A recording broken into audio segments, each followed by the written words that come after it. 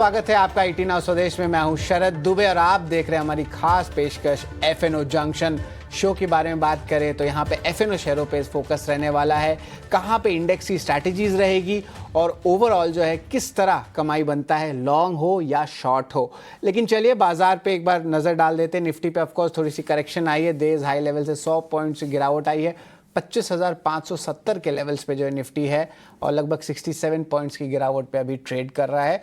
अब वही अगर निफ्टी बैंक की बात करते हैं तो यहाँ पे भी देखेंगे कि यहाँ पे जो है सेलिंग थोड़ी सी देखने मिल रही है, थोड़ी सी करेक्शन ज़रूर आई है। लेकिन याद रखिए लास्ट वीक निफ्टी बैंक दोनों ही ने जो है बहुत एक अच्छा मोमेंटम दिखाया था। Nifty bank of course last trading session में अपने ऑल टाइम हाई लेवल्स को भी टच किया। डायरेक्टर साहब एक बार निफ्टी बैंक दोनों के फ्यूचर्स प्लेट्स को एक बार फायर करें तो हमें पता चलेगा कि किस तरह जो है मार्केट में ट्रेंड्स देखने मिल रही है। निफ्टी की अगर बात करें तो डायरेक्टर साहब एक बार लाइए निफ्टी का चार्ट। और ये देखिए लॉन्ग एंड वाइडिंग चल रहा है। यहाँ पे जो ओपन इंटरेस्ट लगभग 1.5 करोड़ कॉन्ट्रैक्ट्स के हैं और ये प्रीमियम की बात करें तो ये लगभग 111 पॉइंट्स का है। और यही निफ्टी बैंक फ्यूचर्स को भी एक बार स्क्रीन पे लाते हैं। ऑफकोर्स नए सीरीज भी आ रहे हैं, इसका दूसरा दिन है। निफ्टी बैंक अभी भी फ्रेश लॉन्ग है। यहाँ पे ओपन इंटरेस्ट लगभग 24,000 कॉन्ट्रैक्ट्स का है। प्रीमियम की बात करें तो 288-89 का है। एक बार एडवांस डिक्लाइन रेशियो पे भी बात कर लेते हैं। जिस तरह बाजार का जो है मोमेंटम देखने मिल रहा है और आप देखेंगे कि एडवांस डिक्लाइन रेशियो जो है अभी डायरेक्टर साहब एक बार स्क्रीन पे लाएं तो यहाँ पे हमें पता चल जाएगा कि किस तरह ब्रॉडर इंडिसेस भी पार्टिसिपेट करें इस मार्केट में। यहाँ से ऑफकोर्स नंबर्स की बात करें, देखिए स्क्रीन पे एफएनओ में देखिए तो यहाँ पे आप 111 शेयर अगर पॉजिटिव है तो डिक्लाइन से 82 का है। ब्रॉडर इंडिसेस में देखें तो एक रेशियो बन रहा है 2:1 का। बीएससी की भी बात कर ले, एनएससी की भी बात कर ले तो अभी भी ब्रॉडर इंडिसेस में स्टॉक पिकर्स मार्केट तो ज़रूर है। और इंडिया विक्स कंफर्टेबल लेवल्स पे ज़रूर हैं। एक बार इंडिया विक्स के चार्ट को भी फायर करें डायरेक्टर साहब तो हमें पता चल जाएगा कि कहाँ पे जो है वॉलेटिलिटी देखने मिल रहा है। ऑफकोर्स ग्लोबल क्यूज़ धीरे धीरे करके फैक्टर इन हो रहे हैं, डोमेस्टिक क्यूज़ अभी भी स्ट्रेंथ है। तो विक्स क्या रहेगा उस पर भी नज़र है। अब देखिए विक्स कंफर्टेबल है, 13 के नीचे आ गया है तो ज़्यादा मूवमेंट भी नहीं आ रहा और आज कंसोलिडेशन का भी कुछ फेज़ शायद स्टार्ट हो सकता है लास्ट वीक की रैली की अगर बात करें तो। लेकिन अब जो है चलते हैं हमारे गेस्ट के पास। अजीत मिश्रा हमारे साथ जुड़ रहे हैं रेलिगेयर ब्रोकिंग से। Good afternoon Ajit ji. और of course market last week बहुत स्ट्रेंथ दिखाया था ना, आज जो है थोड़ी सी ब्रीदर ज़रूर ले रहा है। इंपॉर्टेंट लेवल्स अभी भी मेंटेन्ड है, निफ्टी की भी बात करें या निफ्टी बैंक की। तो यहाँ पे क्या रणनीति होनी चाहिए अजीत निफ्टी बैंक की, ज़रा बताएं। शुक्रिया शरद देखिए लास्ट वीक 5 हफ्तों की कंसोलिडेशन एंड हुई। 25,200 के ऊपर मार्केट ने डिसाइसिवली ब्रेक किया और करीब 25,600 के पास क्लोज आया। आज की शुरुआत वीक की शुरुआत थोड़ा सा कंसोलिडेशन के साथ हो रही है जो कि एक नॉर्मल चीज है। एक अच्छे मूव के बाद आपको एक कंसोलिडेशन दिखता है तो यहाँ पे आपको बाय ऑन डिप्स को मेंटेन रखना है जब तक कि आप 25,200 के ऊपर हैं। इंटरमीडिएट इनफैक्ट बहुत सारे ऑप्शंस आपको अवेलेबल हैं, जैसे कि अगर आप डिप की बात करें तो या तो आप 25,500 के पास आउटराइटली बुलिश पोजीशन बनाएं या फिर आप कॉल स्प्रेड्स के साथ ट्रेड करें। कॉज अपसाइड पे एक गैप है डेली चार्ट पे करीब 25,750 से 800 के बीच में, तो वो एक अपसाइड को थोड़ा सा कैप्ट करेगा। जब उसके बाद फिर हम देखेंगे मार्केट को नए हाइस की तरफ जाते हुए। तो क्योंकि मोमेंटम पॉजिटिव साइड का है, यहाँ पे बाय ऑन डिप्स मेंटेन रखना चाहिए। 25,500 अभी के लिए एक अच्छा जोन है जहां पे कि आप बाइंग की अपॉर्चुनिटी ढूंढ सकते हैं 25,400 के स्टॉप लॉस के साथ। 25,750 से लेकर 800 तक के टारगेट्स के लिए ये हुई निफ्टी की बात। अब आते हैं बैंकिंग इंडेक्स पे। तो देखिए लास्ट वीक यहाँ पे तो आपने रिकॉर्ड हाई बनते हुए देख ही लिया था। अब यहाँ पे करीब 58,200 तक के लेवल्स एंटिसिपेटेड हैं कि आने वाले दिनों में आपको देखने को मिल सकते हैं। तो यहाँ पे भी वही राय होगी कि आपको बाय ऑन डिप्स मेंटेन रखना है। 57,000 के जितना नजदीक खरीदेंगे उतना बेटर रहेगा। 56,700 का स्टॉप लॉस रहेगा, करीब करीब 58,200 तक के टारगेट्स के लिए। जी बिल्कुल, 56,700 का टारगेट प्राइस है और स्टॉप लॉस एक बार बता दें अजीत क्या है। 56,700 का स्टॉप लॉस और 58,200 का टारगेट। ठीक है, 58,200 का टारगेट प्राइस रहेगा और 56,700 का स्टॉप लॉस। एक बाय ऑन डिप्स की रणनीति निफ्टी में भी रहेगी। और डायरेक्टर साहब एक बार कॉल्स को एक बार रिवाइज करा देते हैं। 25,500 जो है ये आपका रहेगा स्टॉप लॉस और जो टारगेट प्राइस है 25,750 से 25,800 के बीच रहेगा। निफ्टी बैंक है, इन दोनों प्लेट्स को ज़रूर फायर करेंगे डायरेक्टर साहब। बाय ऑन डिप्स की राय है यहाँ पे। और आप देखिए 58,200 का आपका टारगेट प्राइस भी आ गया है और स्टॉप लॉस 56,700 का। लेकिन अजीत चलते हैं अभी आप अपने लॉन्ग वाले कॉल्स पे। तो आज देखते हैं कहाँ पे जो है खरीदारी देखने मिल रही है।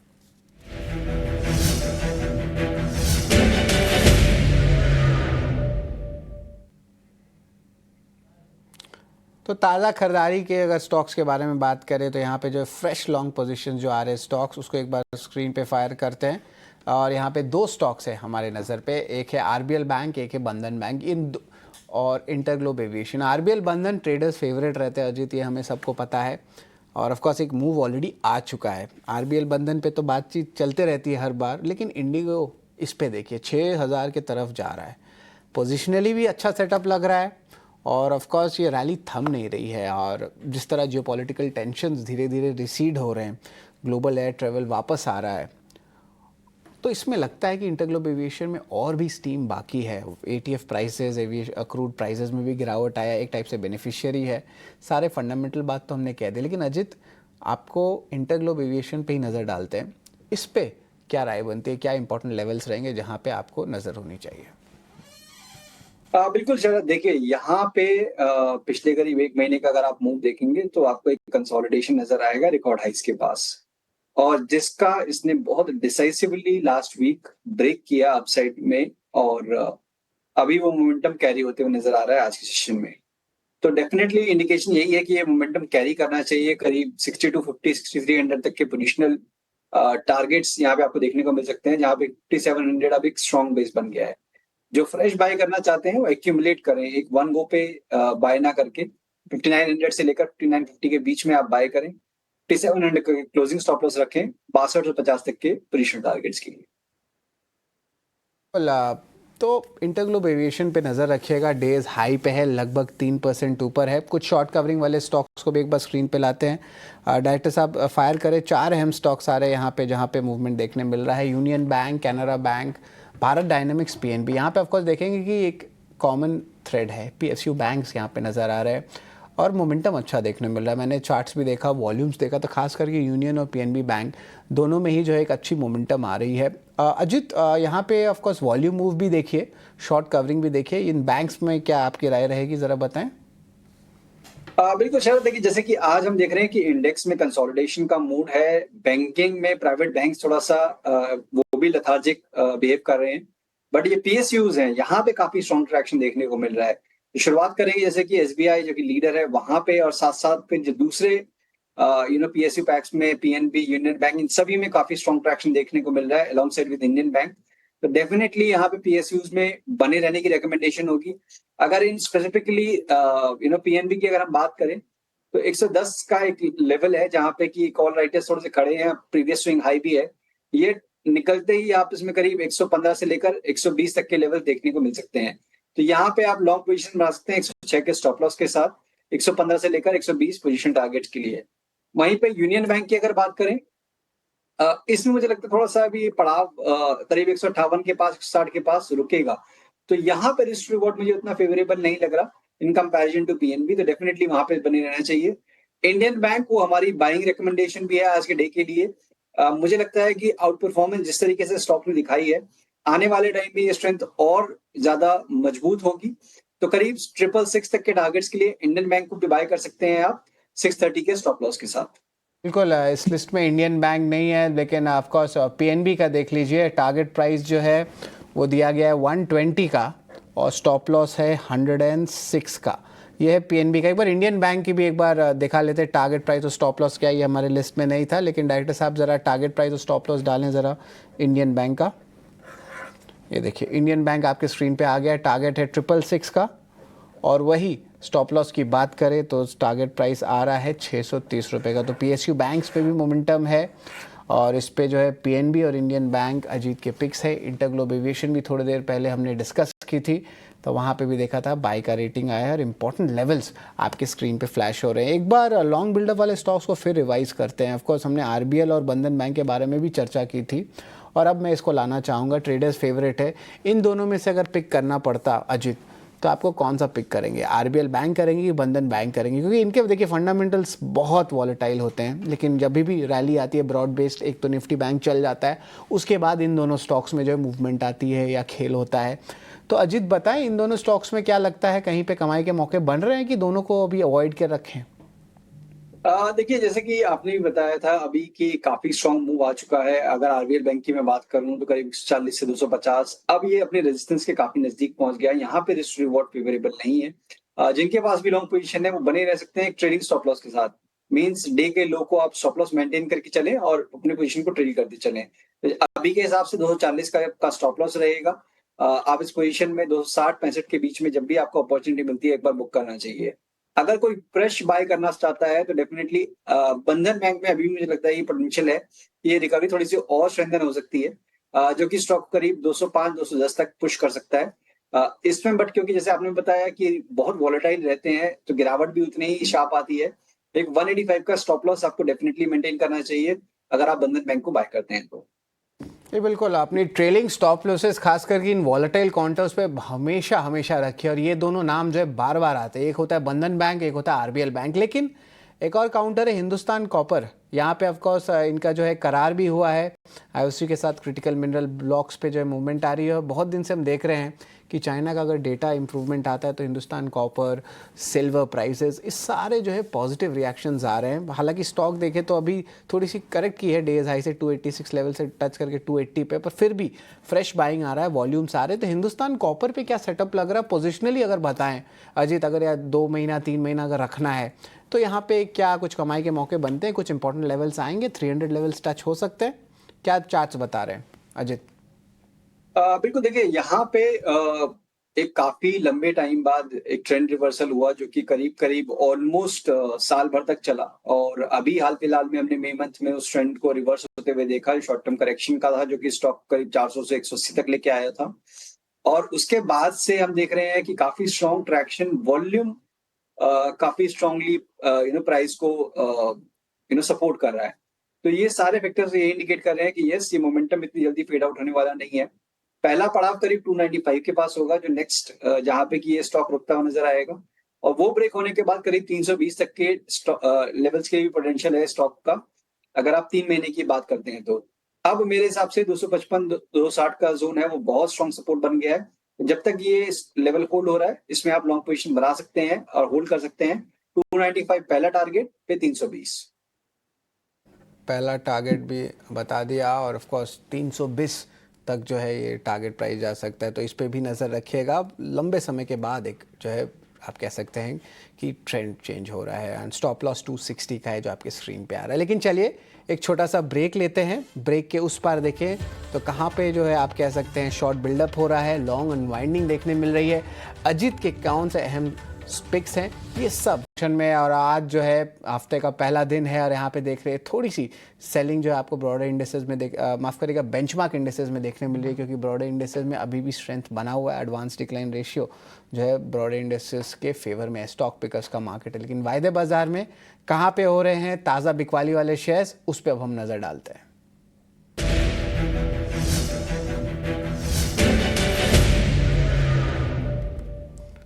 तो ताज़ा बिकवाली वाले शेयर्स यानी कि शॉर्ट बिल्डअप वाला शेयर्स में अगर हम बात करें तो ऑफकोर्स यहाँ पे जो है 4 अहम स्टॉक्स सारे वहाँ पे देखने मिला है, लेकिन खास करके अभी रिवर्सल आया है कैम्स और टोरेंट फार्मा में, तो उसको हम अवॉइड करेंगे।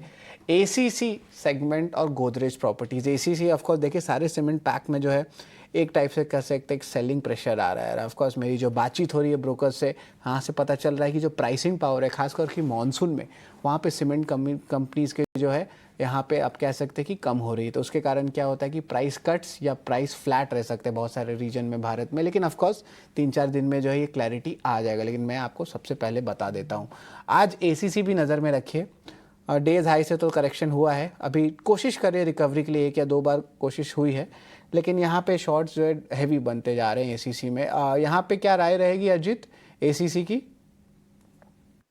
शरद देखिए, ये स्टॉक ने पार्टिसिपेट ही नहीं किया इस पूरे रैली में जो कि हमने सीमेंट स्पेस में देखी, चाहे ग्रासिम की बात करें, अल्ट्राटेक की बात करें, और दूसरे सीमेंट काउंटर्स की। तो यहाँ पे तो मुझे लग रहा है कि एक म्यूटेड सी परफॉर्मेंस रहने वाली है नियर फ्यूचर में, और अपसाइड डाउनसाइड दोनों ही कैप लग रहा है। जहाँ पे कि 1950 एक इमीडिएट रेजिस्टेंस है, वो अभी के लिए हर्डल रहेगा।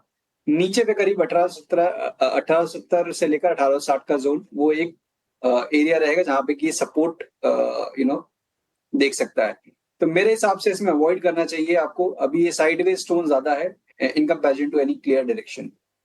जी बिल्कुल, अवॉइड की राय है। यहाँ पे साइडवेज रह सकता है, कंसोलिडेशन में पार्टिसिपेट भी नहीं किया रिसेंट रैली में, और टेक्निकली अभी देख लीजिए कि सीमेंट स्टॉक्स पे थोड़ा पोजीशंस लाइट भी रख सकते हैं, क्योंकि धीरे धीरे करके ऑफ कोर्स फंडामेंटली भी क्या चैनल चेक्स आता है वो भी बहुत इंपॉर्टेंट हो गए, लेकिन सीजनली मॉनसून में सीमेंट स्टॉक्स उतने स्ट्रॉन्ग नहीं रहते हैं।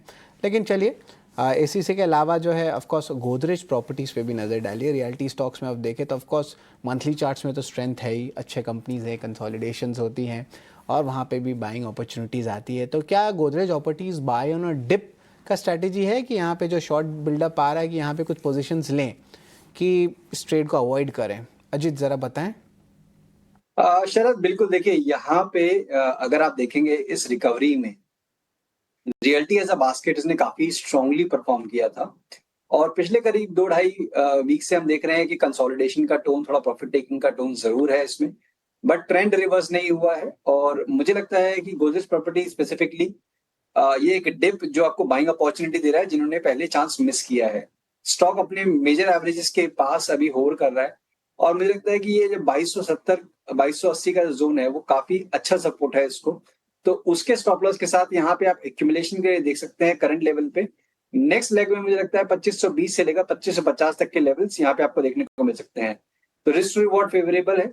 2280 के स्टॉप लॉस के साथ करीब 2540 2550 तक के टारगेट्स के लिए आप होल्ड कर सकते हैं। जी बिल्कुल, ये बहुत सटीक बात अजीत ने कही है। 2280 का स्टॉप लॉस है और 2520 से जो है 2550 का टारगेट प्राइस रखा गया है।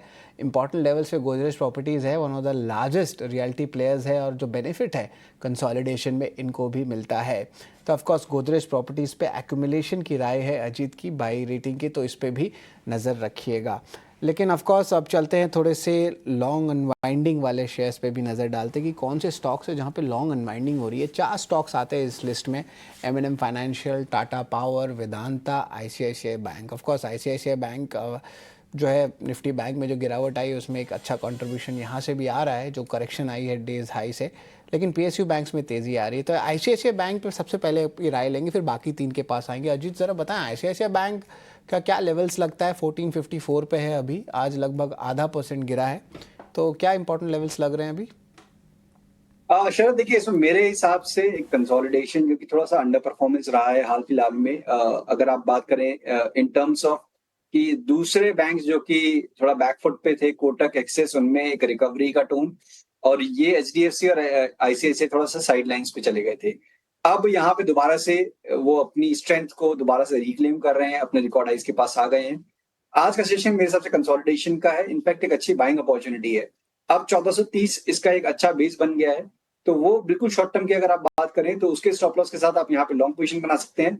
नेक्स्ट लेग में जब भी आप 1470 को ब्रेक करेंगे तो करीब 1510 से लेकर 1520 तक के टारगेट्स रहेंगे। तो रिस्क रिवॉर्ड भी फेवरेबल है। 1430 के स्टॉप लॉस के साथ 1510 तक के टारगेट्स के लिए ICICI को आप लॉन्ग कर सकते हैं। ऐसे का लॉन्ग करिए, 1430 का स्टॉप लॉस और 1510 का टारगेट प्राइस रहेगा। एक बार लॉन्ग अनवाइंडिंग की लिस्ट पे लाते हैं यहाँ पे। ऑफ कोर्स इसके बाद जो है हम अजीत के पिक्स भी लेने वाले। 3 स्टॉक्स आते हैं मेरे लिस्ट में, Tata power, M&M finance, Vedanta. इन तीनों में जो है आप कह सकते हैं कि सौदे की बात करें तो शॉर्ट्स यहाँ पे कहीं पे शॉर्ट्स डेवलप हो रहा है और इम्पॉर्टेंटली इस लॉन्ग अनवाइंडिंग के स्टॉक्स में कहीं पे लग रहा है कमाई का जरिया बन सकता है। टाटा पावर है, वेदांता है और M&M फाइनेंशियल है। तीनों ही मुझे मिले जुले संकेत देखने मिले, लेकिन अगर कुछ एक स्पेसिफिक आता है तो बताएं।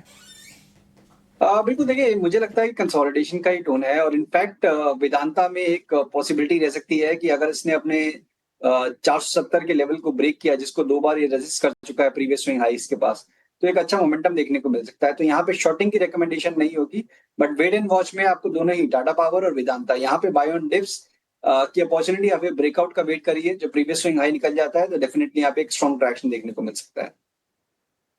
मेजॉरिटी ऑफ द कॉल्स में बाय ऑन डिप्स या कंसोलिडेशन पे है, यानी कि सिग्निफाई कर रहा है कि बाजार एक अप ट्रेंड में है। लेकिन जल्दी से अजीत आप अपने 2 अहम ट्रेडिंग टेक्निकल कॉल्स बता दें। देखिए, जैसे हमने शुरुआत में बात की थी कि इंडियन बैंक एक ऐसा कैंडिडेट है जो कि आउट परफॉर्म कर रहा है with in the banking space और नए highs with every passing day हम देख रहे हैं स्टॉक में। तो करीब 666 तक के टारगेट्स नियर टर्म में एंटिसिपेटेड है। 630 के स्टॉप लॉस रहेगा, यहाँ पे आप लॉन्ग पोजीशन बना सकते हैं। साथ ही साथ केमिकल बास्केट में से UPL, इसमें देखिए काफी अच्छी कंसोलिडेशन हुई है अपने करेक्टिव मूव के बाद और अब वहां से एक रिकवरी और एक रिवर्सल देखने को मिल रहा है। तो यहाँ पे आपको रिस्क रिवॉर्ड ज्यादा अच्छा मिल रहा है। और मोमेंटम की भी एक इंडिकेशन है कि यहाँ से आपको अच्छा देखने को मिल सकता है, जो कि स्टॉक करीब 690 तक लेके जाएगा नियर टर्म में। 644 के स्टॉप लॉस के साथ यूपीएल को भी बाय करने की रिकमेंडेशन होगी। जी बिल्कुल, एक बार दो अहम कॉल्स जो हैं अजीत के एक बार फायर कर देते प्लेट्स में, और आप देख ही रहे होंगे कि पूरी तरह हमने आपको रिवाइज भी करा दिया है अजीत के अहम कॉल्स क्या क्या हैं। End of course Hindustan copper पे भी जो बाय रेटिंग आया है, निफ्टी बैंक दोनों में बाय ऑन डिप्स की रणनीति है। और अगर बाय की बात करें तो PNB, InterGlobe aviation, Indian bank, Godrej properties और आईसीआईसीआई बैंक, इन सब में बाय की राय है। तो धन्यवाद अजित, आप हमारे साथ जुड़े हमारे एफएनओ जंक्शन में। लेकिन एक्शन जो है एफएनओ जंक्शन तक ही सीमित नहीं है, इसके बाद एक बहुत खास सेगमेंट आने वाला है मिड कैप एक्शन का, और उसके साथ हमारे साथ जुड़ेंगे अभिषेक सत्यव्रतम। अभिषेक, क्या है मिड कैप एक्शन में? शरद, देखिए आज दिग्गजों में थोड़ी सुस्ती है, थोड़ी प्रॉफिट टेकिंग का माहौल है, बाजार कंसोलिडेशन में जाता दिख रहा है, बट स्टॉक स्पेसिफिक भरपूर है और ब्रॉडर मार्केट से देखेंगे तो संकेत अच्छी हैं। मिड कैप इंडेक्स या फिर स्मॉल कैप इंडेक्स लगातार 7वें सत्र में आज चलते हुए दिखाई दे रहे हैं। तो मिड कैप में मौके कहां पर हैं, इसकी पड़ताल करेंगे, कुछ इंटरेस्टिंग खबरें भी होंगी और एक मिड कैप का महारथी यानी कि निवेश के लिए भी एक शेयर जानेंगे। बस थोड़ी देर में हाजिर होकर होंगे लेकर मिड कैप मसाला, आपके जाएगा नहीं। नमस्कार।